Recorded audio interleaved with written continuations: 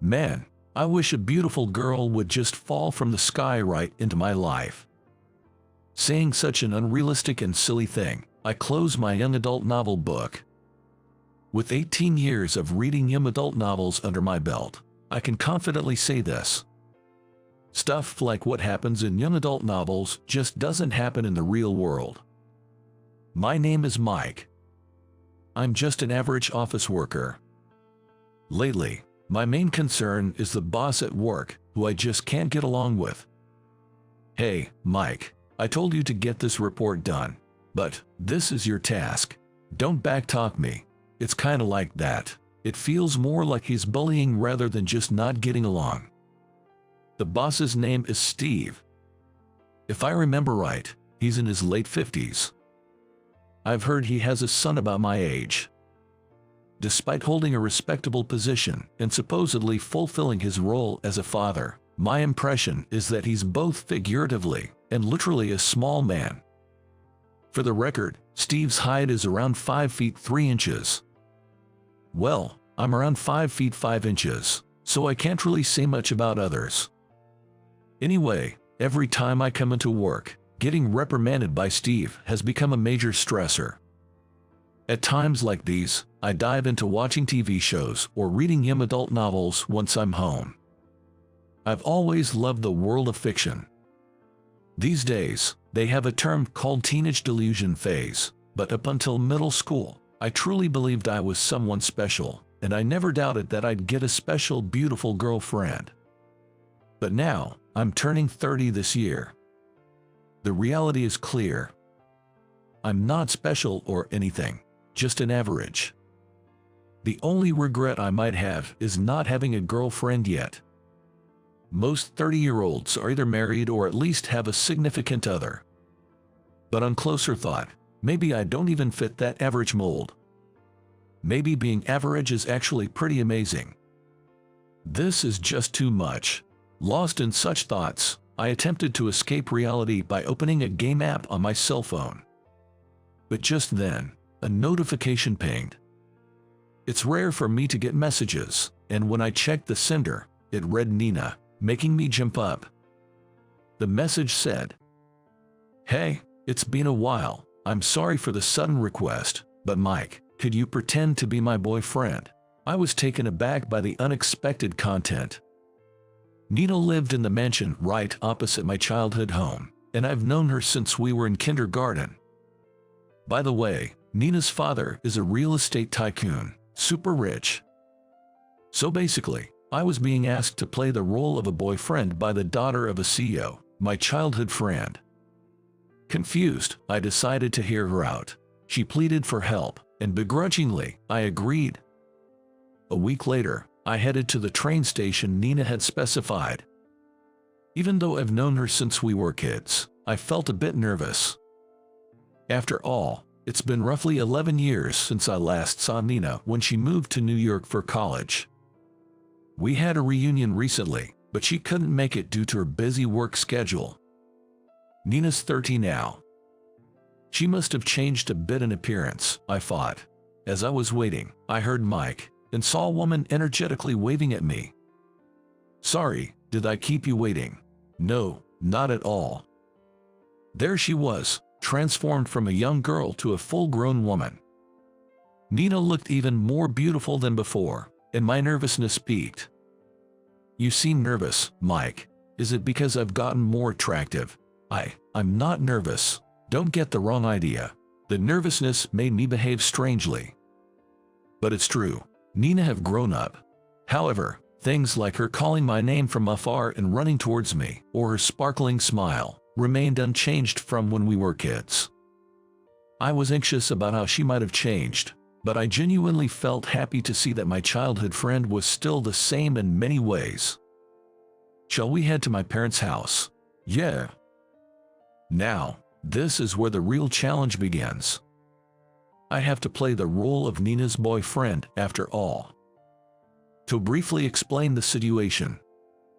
As I mentioned earlier, Nina's father is in the real estate business. Recently, he seems to have confided in a close business associate, the CEO of another company, saying, My daughter just can't seem to get a boyfriend." Then, the CEO offered, "Why not look among our employees?" and apparently took the initiative. As it turns out, the department head's son was actively seeking a partner for marriage. After exchanging pictures, the young man seemed quite taken with Nina and desperately pleaded for a formal introduction with marriage in mind. That's the story. It's so infuriating when I think about it now. They made this decision without my knowledge, typical of Dad, always meddling like that. Nina is puffing out her cheeks, and I couldn't help but give her a smile. It's true, Nina's father has always been overly concerned about his daughter. Anyways, we need to deter this match at all costs. I'm counting on you today. I'll do my best. You see, my role as Nina's boyfriend is to dissuade this prospective groom. Nina was upset that her dad had gone ahead and set up a matchmaking date on his own. However, her dad insisted that if she didn't have a boyfriend, he wanted her to meet the guy at least once, chalking it up to typical parental meddling. Feeling the pressure, Nina spontaneously lied, saying she already had a boyfriend. But when her dad questioned who this boyfriend was, she impulsively blurted out my name. Though her dad was quite suspicious, he relayed to the other guy's family that she was taken and suggested calling off the arranged meeting. But to their surprise, that guy kept insisting on at least one meeting, making it hard for her dad to decline his persistent requests. Concerned that she might be pursued by this suitor in the future, Nina decided the best way to get him to back off was to show him her boyfriend in person.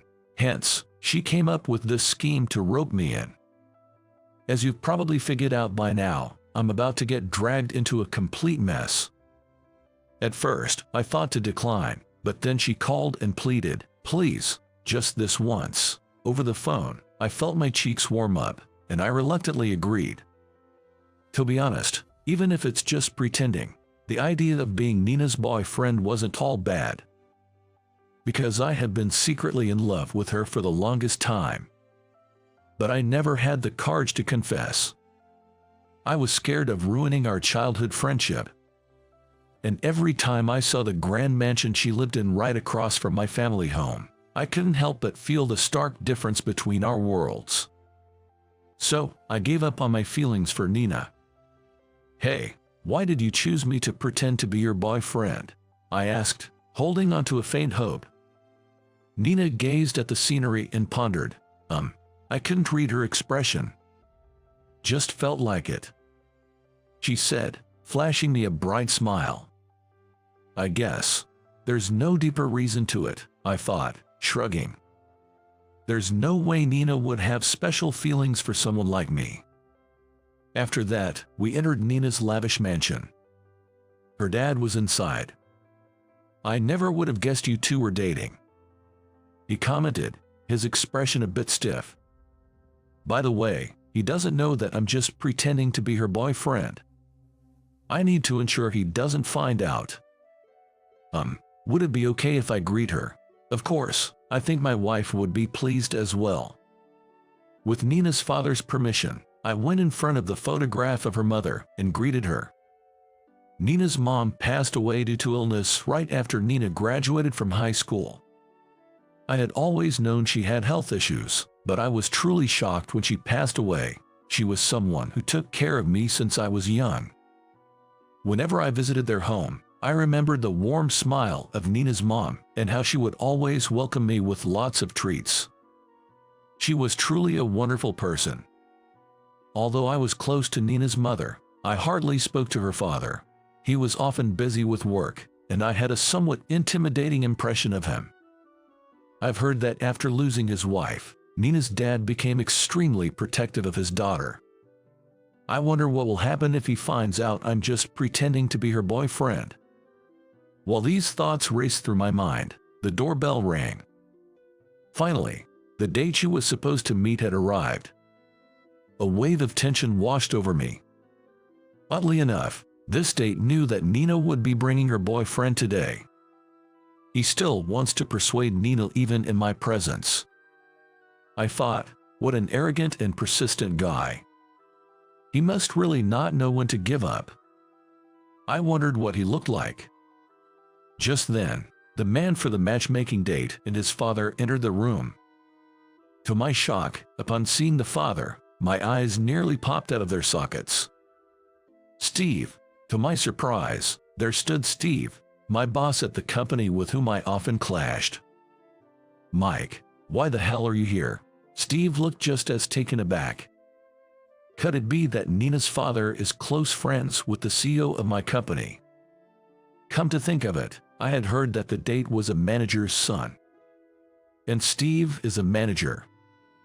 I was completely dumbfounded by this unexpected encounter. No way, you're the boyfriend of this lady, you've got to be kidding, Steve exclaimed, his eyes bulging in disbelief. But then, Nina, standing beside me, suddenly grabbed my arm. It's true, Mike is my dear boyfriend, she told Steve with a serious tone and earnest eyes. It must be an act, but her convincing expression made my heart skip a beat. Then Steve's son said, so he's Nina's boyfriend, glaring at me. His eyes mirrored the condescending look I often received from Steve, making me recoil involuntarily. He had clearly inherited his father's shorter stature. After that, Steve's son began to talk about his own background. Apparently, he worked for a company with a higher income than the one both his father and I worked for and seemed to have a promising future. It felt like I was the one out of place in the situation. For a moment, I felt disheartened. However, Nina never let go of my arm. Please, reconsider. Mike is my subordinate, but honestly, he's quite useless. I bristled at Steve's words, but Nina seemed even more upset. Don't you dare insult my boyfriend. Mike has many wonderful qualities. Nina, who had been reserved till then, glared fiercely, leaving Steve and his son taken aback. It seems Nina really loves him. Suddenly, the son, looking very uncomfortable, said, "Excuse me," and left the house. Hey, wait, Steve called after him. As he did, he turned to me, giving me a warning glance. Remember this. I had a bad feeling about all this, and just then, Nina finally let go of my arm. I'm sorry for holding on for so long. Oh, it's okay. Seeing Nina's face turn red made me blush as well. Do you two plan on getting married? Nina's father suddenly asked, catching me off guard. Nina looked equally unsure about how to respond. Seeing our flustered reactions, Nina's father just said, "Never mind," and shrugged. It was my idea to bring up this matchmaking meeting. I'll apologize to the other party properly. With that, he went into his study. Thanks for playing the role of my boyfriend today. I'll treat you to something next time. Because we couldn't risk being overheard, we stepped outside. After walking for a bit, Nina turned to me again to express her gratitude. No worries. Well then. Well, bye for now. Even if it was just for a day, being Nina's boyfriend felt nice. It felt like my long-held crush was momentarily reciprocated. Yet, there was a lingering sense of regret. Maybe I still do have feelings for Nina. I glanced back in the direction Nina had gone and shook my head, trying to clear my thoughts. The pretend relationship ends here. A few days later, at the office, Steve glared at me with fierce eyes. I felt a negative vibe, but to add to my surprise, I received a sudden job transfer notice. To my shock, the new location was in a rural branch. This was essentially a demotion. Hey, Steve, what's the meaning of this? Steve smirked. You embarrassed my son and me the other day. I always thought you weren't suitable for this department, so I took the opportunity to send you where they are short-staffed. With that, he laughed heartily. Apparently, several employees had recently quit at that branch, and they were in dire need of staff. Steve had strongly recommended me for the position. So, I was pretty much forced into this demotion. Darn it, why did this happen to me? No matter how unfair it felt, the decision was irreversible. Some days later, I was using my weekend break to prepare for the move. Even with the relocation allowance, moving expenses really hurt. As I lamented the situation, I ran out of packing tape. Stepping outside to buy more, I noticed a sleek black car parked in front of my old apartment. Wait, that car looks familiar. Oh, that's Nina's family's car. Just when I thought that, Nina stepped out of the backseat of the car, waving with a cheerful "Hey there, Nina, what are you doing here?" "Well, I heard some unsettling rumors. So, you're being transferred to the countryside, right, Mike? How did you?" Turns out, she had received a call from the guy she was supposed to meet for a matchmaking date, who told her with a laugh, "Your boyfriend's getting transferred, serves him right." Hearing that, she rushed over to see me. "I see, that guy's a piece of work. Sorry to get you involved in all of this." "Why are you apologizing, Mike? It's my fault. I lied about having a boyfriend and dragged you into this." Nina bowed her head apologetically. "You don't have to be so sorry. Believe it or not, I actually enjoyed playing your boyfriend." Hearing that, Nina's eyes widened, and she gave a big grin. Then, she dropped a bombshell. "You know, Mike, I've always had feelings for you." I blurted out, "What?" in sheer disbelief. Nina blushed at my reaction. "Do you remember our middle school reunion the other day?" "Yeah, but you weren't there, right?" I was really disappointed when I didn't see Nina, but turns out she arrived later in the evening.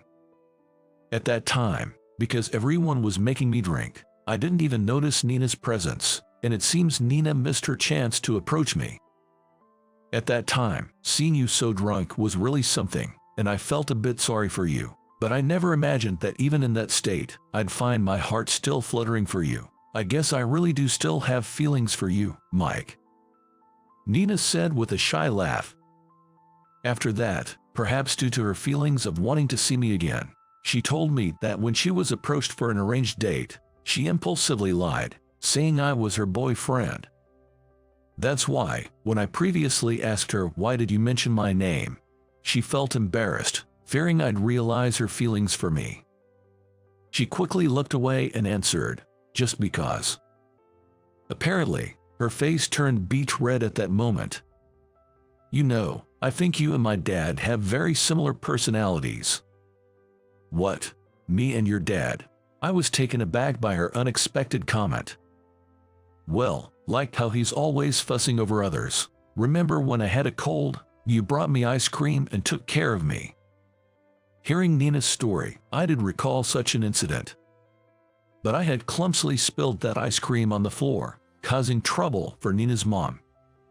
Yet, Nina cheerfully pointed out that my clumsy side is just like her dad's. The reason Nina came today was to propose that I work at her father's place, given the inconvenience she had caused. Being in sales, I had some familiarity with real estate, which aligned with the job. The salary sounded quite appealing, promising a brighter future than my current position. "But are you sure? Me working there?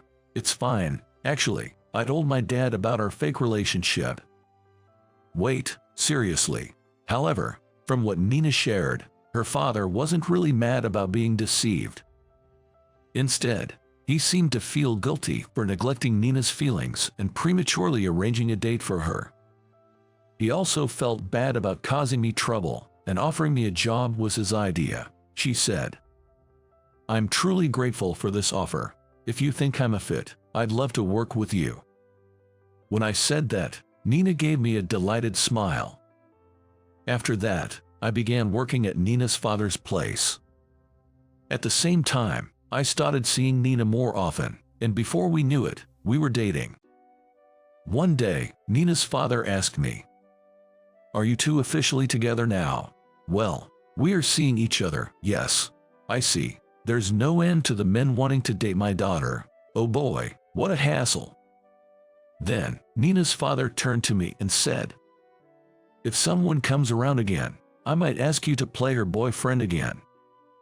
He said it with a joking tone and grinned. It felt like the first time I saw a smile on Nina's father. Seeing that smile made me believe he had accepted my relationship with Nina. Oh yeah, there was this guy named Steve who was trying to get me transferred out. It seems Nina's father mentioned something about it to the CEO. Apparently, that led to Steve being transferred to a branch in a rural place, like Nebraska. The CEO, with a slightly frustrated look, responded to Nina's father, who jokingly said, "Sorry for poaching your best employee." He then mentioned that he'd make sure Steve got some retraining. Hearing that story lifted a weight off my shoulders. Later on, Nina and I got hitched. But to be honest, my life story feels like a mess. Being asked to play the part of a boyfriend for the childhood friend of the CEO's daughter, only to find out that her matchmaker's dad was the boss, I couldn't stand. Then, right when I was about to be transferred out of spite by the boss, my childhood friend turned up at my place. Turns out, she had feelings for me all along. I ended up working for her dad's company and eventually marrying her. It sounds like something straight out of a rom-com in a young adult novel. This kind of cliché plot, I bet it wouldn't get any traction. Publishers would surely be in the red with this story. But, let me just say it. I'm happy. And marrying my childhood friend is just the best.